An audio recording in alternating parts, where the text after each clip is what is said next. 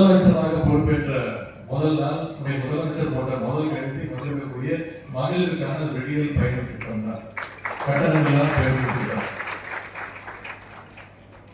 அதை தொடர்ந்து குழந்தைங்க பள்ளிக்கூடத்துக்கு வந்து படிக்க வேண்டும், கல்வி மிக மிக முக்கியம்னு முதலமைச்சர் காலை உணவு திட்டத்துக்கு எழுதி போனார். அந்த திட்டத்தை அறிமுகப்படுத்தினார். இன்னைக்கு முதலமைச்சர் காலை உணவு திட்டத்தில் ஒவ்வொரு நாளும் அரசு பள்ளிகளில் 1ஆம் வகுப்பிலிருந்து 5ஆம் வகுப்பு வரை படிக்கக்கூடிய 22 லட்சம் குழந்தைங்க ஒவ்வொரு நாளும் முதலமைச்சர் காலை உணவு திட்டத்தில் பயன்படுத்துகிறார். கல்விக்கிறார். பள்ளிக்கூடம் போய் கல்வி பத்தாது, அதற்கு மேல படிக்க வேண்டும், கல்லூரி படிப்பு முக்கியம், மேல் படிப்பு முக்கியம்னு அரசு பள்ளியில் படித்து எந்த கல்லூரியில் போய் சேர்ந்தாலும் அவங்களுக்கு கல்வி ஊக்கத்தொகையாக புதுமை பெண் அமல்புதம் என்ற திட்டத்தின் கீழ மாதம் 1000 ரூபாய் கல்வி ஊக்கத்தொகையாக மாணவர்கள் வங்கிகளுக்கு முதலமைச்சர் அவர்கள் கொடுத்து வருகின்றார். இப்படி பல்வேறு திட்டங்கள், நம்மை காக்கும் நாம் திட்டு, இல்லம் தேடி கல்வி, மக்களை தேடி மருத்துவம், இப்படி பல்வேறு திட்டங்கள் ஒவ்வொரு நாளும் முதலமைச்சர் அவர்கள் செயல்படுத்தி வருகிறார். இதற்கெல்லாம் முதலமைச்சர் சொல்வது போல ஒரு திட்டம், அதுதான் கலைஞர் மகளிர் உரிமை தொகை திட்டம். இன்றைக்கு ஒவ்வொரு மாதமும் தமிழ்நாடு முழுக்க இருக்கக்கூடிய 1,30,00,000 மகளிருக்கு மாதம் 1000 ரூபாய் மகளிர் உரிமை தொகையாக முதலமைச்சர் அவர்கள் வழங்கி வருகின்றார். அது மட்டும் இல்லாம சிறுபான்மையின மக்களுக்கு ஏராளமான திட்டங்களை நம்முடைய முதலமைச்சர் அவர்கள் செயல்படுத்தி வருகின்றார். அது சிலவற்றை மட்டும் ஞாபகப்படுத்த விரும்புகின்றேன். சிறுபான்மையின மாணவர்களுக்கு கல்வி ஊக்கத்தொகையாக ஒவ்வொரு ஆண்டும் ரூபாய் 7 கோடி ரூபாய் முதலமைச்சர் அவர்கள் ஊக்கத்தொகையாக வழங்கி வருகின்றார். கிறிஸ்தவ மகளிர் உதவி சங்கங்களுக்கு மானியமாக 13 கோடி ரூபாயை ஒதுக்கியிருக்கிறார் நம்முடைய முதலமைச்சர் அவர்கள். ஜெருசலத்திற்கு புனித பயணம் மேற்கொள்வதற்கு மானியமாக ரூபாய் 38,000 ஒதுக்குகிறார் நம்முடைய முதலமைச்சர் அவர்கள், நம்முடைய அரசு. அதுபோல தேவாலயத்தை எல்லாம் ரெனோவேட் செய்வதற்காக, புதுப்பிப்பதற்காக இதுவரைக்கும் 5 கோடி ரூபாய் நம்முடைய அரசு ஒதுக்கி இருக்கின்றது. சிறுபான்மையினர் நடத்துகின்ற கல்வி நிறுவனங்களுக்கு நிரந்தர அங்கீகாரம், இப்படி பல்வேறு திட்டங்களை நம்முடைய அரசு செஞ்சிருக்கிறது. நேற்று முன்தினம் திருநெல்வேலியில் நடந்த ஒரு கிறிஸ்துமஸ் நிகழ்ச்சியில கலந்து கொண்ட முதலமைச்சர் அவர்கள் அங்க இருக்கக்கூடிய பாதிரியார்கள் வச்ச கோரிக்கை ஏற்று ஒரு அறிவிப்பை வெளியிட்டார். அதன்படி சிறுபான்மை கல்வி நிறுவனங்கள்ல ஆசிரியர் தேர்வு கமிட்டியில அந்தந்த நிறுவனங்களின் பிரதிநிதிகளே ஆசிரியர்களை தேர்வு செய்யலாம்னு ஒரு சிறந்த அறிவிப்பை அங்க இருக்கக்கூடிய கோரிக்கை ஏற்று உடனடியாக முதலமைச்சர் வெளியிட்டார். அது மட்டுமல்லாம இன்னைக்கு இந்த ஆர்கே நகர் பகுதியில பல்வேறு திட்டங்களை முதலமைச்சர்கள் தந்திருக்கிறாங்க. 8,000 கோடி ரூபாய் அளவில் செயல்படுத்தப்படுகின்ற வனசேனை வளர்ச்சி திட்டத்தின் கீழ இந்த பகுதியில் ஏராளமான பணிகள் நடைபெறுகின்றன. எழில் நகர்ல 110 கோடி ரூபாய் அளவுக்கு மேம்பாலங்கள் அமைக்கப்பட்டு வருகின்றது. 13 MLD கொள்ளளவு கொண்ட நீரேற்று நிலையம் 20 கோடி ரூபாயில் அமைக்கப்பட்டு வருகின்றது. சுண்ணாம்பு கால்வாயில 20 கோடி ரூபாய் மதிப்பீட்டில் ஒரு புதிய விளையாட்டு ஸ்போர்ட்ஸ் காம்ப்ளெக்ஸ் புதிதாக கட்டப்பட்டிருக்கிறது. தண்டையார்பேட்டை பேருந்து நிலையம் சுமார் 23 கோடி ரூபாய் மதிப்பீட்டில் நவீன வசதிகளோடு உருவாக்கம் செய்யப்பட்டு புதிதாக கட்டப்பட்டு வருகிறது.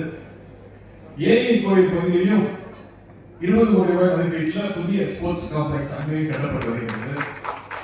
முக்கியமா அத்தனை பேருக்கு பயன்படுற புதிதாக தொகுதியில் மட்டும் புதிதாக 36 ரேஷன் கடைகள் புதிதாக அமைக்கப்பட்டு வருகிறது. இந்த ஆர்கே நகர் தொகுதிக்கு நம்முடைய சட்டமன்ற உறுப்பினர் அவர்கள் ஒவ்வொன்றையும் பார்த்து இந்த தொகுதிக்கு செஞ்சு கொண்டிருக்கிறார். நம்முடைய முதலமைச்சர் அவர்கள் தமிழ்நாட்டிற்கு ஒவ்வொரு தொகுதிக்கும் என்னென்ன தேவை, ஒவ்வொரு மாவட்டத்திற்கும் என்ன தேவைன்னு பார்த்து செய்து கொண்டிருக்கிறார்.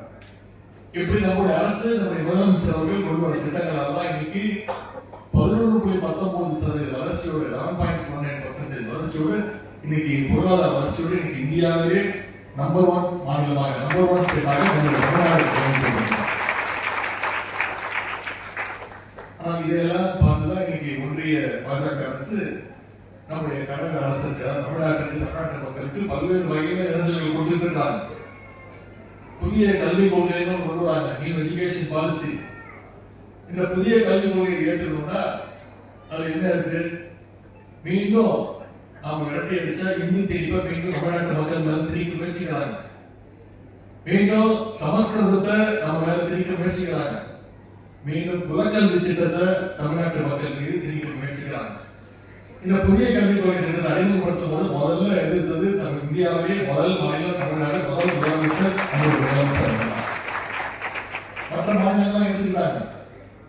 ஒன்றிய கல்வித்துறை அமைச்சர் சொன்னார், மற்ற மாநிலம் தான் ஏற்றுக்கிச்சு.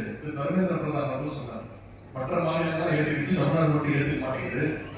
அதனால் தமிழ்நாட்டுக்கு கொடுக்க வேண்டிய 2000 கோடி ரூபாய் நம்மளுடைய வரி பகிர்வு, நான் ஒன்றிய அரசு கட்டியிருக்கக்கூடிய வரி அதை பிரிச்சு தரதான் ஒன்றிய அரசு. மற்ற மாநிலங்கள் கொடுத்துருச்சு, ஏற்றுக்கிச்சு. புதிய கல்விக் கொள்கையை தமிழ்நாடு ஏற்றுக்கலாம், கொடுக்க முடியாது. புதிய கல்விக் கொள்கை ஏற்றுக்கிட்டாதான் தமிழ்நாட்டுக்கு கொடுக்க வேண்டிய 2000 கோடி ரூபாய் கொடுப்பேன்னு ஒன்றிய அமைச்சர் சொன்னார்.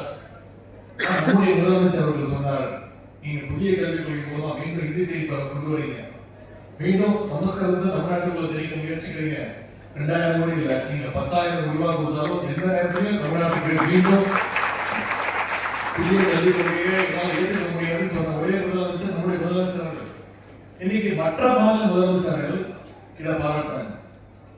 இன்னைக்கு ஒன்றிய அரசு ஏதாவது ஒரு திட்டத்தை கொண்டு வரும்போது மற்ற மாநில முதலமைச்சர்கள் முதல்ல பார்ப்பது தமிழ்நாட்டு மக்கள் என்ன முடிவெடுக்கிறாங்க, தமிழ்நாட்டு முதலமைச்சர் என்ன முடிவெடுக்கிறாங்க, அதுதான் அந்த மாநிலத்திற்கு நல்லது அப்படின்னு நம்முடைய முதலமைச்சர் அவர்கள் இன்னைக்கு இந்தியாவில் இருக்கக்கூடிய மற்ற மாநில முதலமைச்சர்களுக்கெல்லாம் ஒரு எடுத்துக்காட்டு முதலமைச்சராக நம்முடைய முதலமைச்சர் செயல்பட்டு.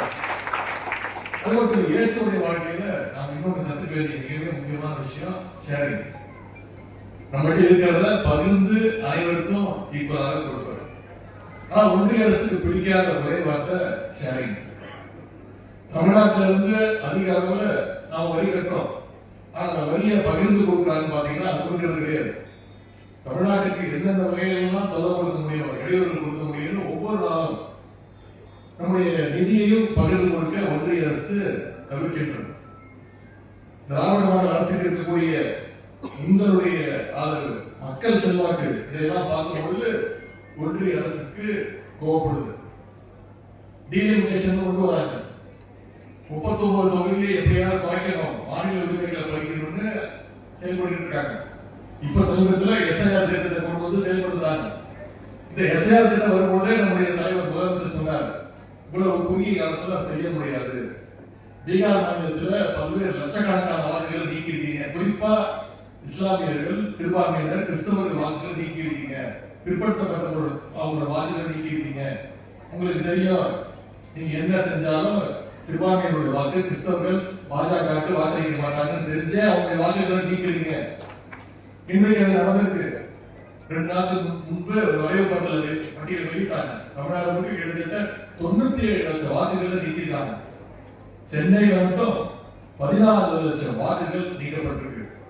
இவங்க வந்திருக்கக்கூடிய கிறிஸ்தவ பெருமக்கள், உங்களிடத்துல நான் உரிமையோடு கேட்டுக்கிறது ஒன்னே ஒண்ணுதான், நீங்க அத்தனை பேரும் உங்களுடைய வாக்குகள் சரியா இருக்கா அப்படின்னு நீங்க முதல்ல போய் அதை சரி செஞ்சு பார்த்துக்கோங்க. ஏன்னா வாக்கு என்பது உங்களுடைய கடமை மட்டுமல்ல, அதுக்கு வந்திருக்கக்கூடிய ஒவ்வொருத்தருடைய உரிமை. அப்படி இல்லைன்னா நீங்க நம்மளுடைய கடற்கொரிய பிஏ டூக்களை சந்திச்சு ஃபார்ம் 6 கொடுத்து மறுபடியும் விண்ணப்பம் கொடுங்க. ஜனவரி 18ஆம் தேதி வரைக்கும் நமக்கு டைம் இருக்கு. இன்னைக்கு இவ்வளவு சூழ்ச்சிகளை செஞ்சுட்டு ஒன்றிய உள்துறை அமைச்சர் குஜராத்தில் வந்து சவால் விடுறார், தமிழ்நாட்டுக்கு சவால் விடுறார். நாங்கள் பீகார்ல ஜெயிச்சிட்டோம், என்னுடைய அடுத்த டார்கெட் தமிழ்நாடு அப்படின்னு ஒன்றிய உள்துறை அமைச்சர் அமித்ஷா சொல்றாரு. தயாரா இருங்க அப்படின்னு தமிழ்நாட்டை பார்த்து சவால் விடுறாரு. உங்களுடைய ஊட்டல் நன்மைக்கெல்லாம் இருக்கக்கூடிய அடிமை கூட்டம் பயணமே தவிர தமிழ்நாட்டு மக்கள்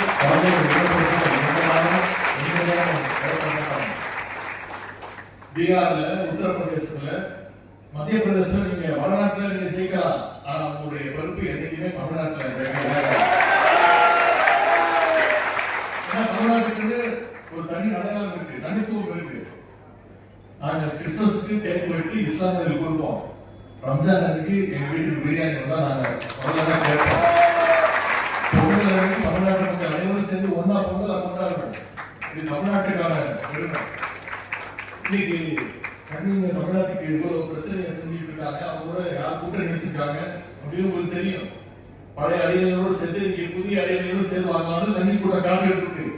நீங்க யாரோட வேணா கூட்டணி வச்சுவாங்க, நாங்க தமிழ்நாட்டு மக்களோட கூட்டணி வச்சிருக்கோம், வெற்றி கூட்டணி வச்சிருக்கோம். கூட்டணி அமைச்சிருக்காங்க. இது ஒரு தேர்தலுக்காக அமைச்ச கூட்டணி கிடையாது, இது ஒரு கொள்கை கூட்டணி. அதனாலதான் கடந்த 10-11 தேர்தல்கள்லாம் தமிழ்நாட்டு மக்கள் வெற்றியை மட்டுமே நம்முடைய தலைவருக்கு திராவிட முன்னேற்ற கழகத்துக்கு தொடர்ந்து கொண்டிருக்கிறாங்க. இன்னைக்கு அண்ணா திராவிட முன்னேற்ற கழகம் என்பது இன்னைக்கு அமித்ஷா திராவிட முன்னேற்ற கழகம் மாறிடுச்சு. இன்னைக்கு தமிழ்நாட்டில் நம்முடைய டாக்டர் கலைஞர், அண்ணா டாக்டர் கலைஞர் அவருடைய வழியில நம்முடைய முதலமைச்சர் அவர்கள் ஒரு சிறப்பான, குறிப்பா சிறுபான்மை மக்களுக்கு ஒரு பாதுகாப்பான ஆட்சியை நம்முடைய தலைவர் கொடுத்திருக்கிறார். சிறுபான்மை மக்களுக்கு ஒரு அரணாக நம்முடைய திராவிட மாடல் அரசு விளங்கி கொண்டிருக்கிறது. அப்படிப்பட்ட அந்த திராவிட மாடல் அரசு தொடர்ந்து நீங்கள் பாதுகாப்பாக நம்முடைய அரசுக்கு சிறுபான்மை மக்கள் தொடர்ந்து இருப்பீங்க அப்படிங்கிற நம்பிக்கையோடு வந்திருக்கக்கூடிய மக்களை பற்றி நான் மீண்டும் கேட்பது, வருகின்ற 2026 சட்டமன்ற தேர்தலில் ஒரு மிகப்பெரிய வெற்றியை நீங்க நம்முடைய மதச்சார்பற்ற முற்போக்கு கூட்டணிக்கு தர வேண்டும். யாரோ 10 200 பழக்கம் வரலாறு 200க்கும் அதிகமான தொகுதிகளில் நம்முடைய மதச்சார்பற்ற முற்போக்கு கூட்டணி வென்று காட்ட வேண்டும்.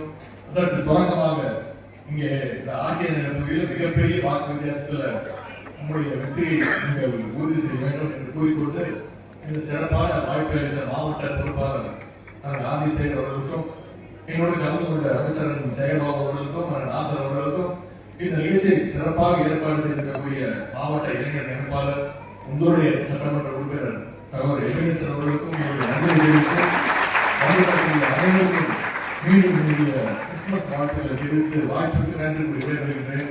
நன்றி, வணக்கம்.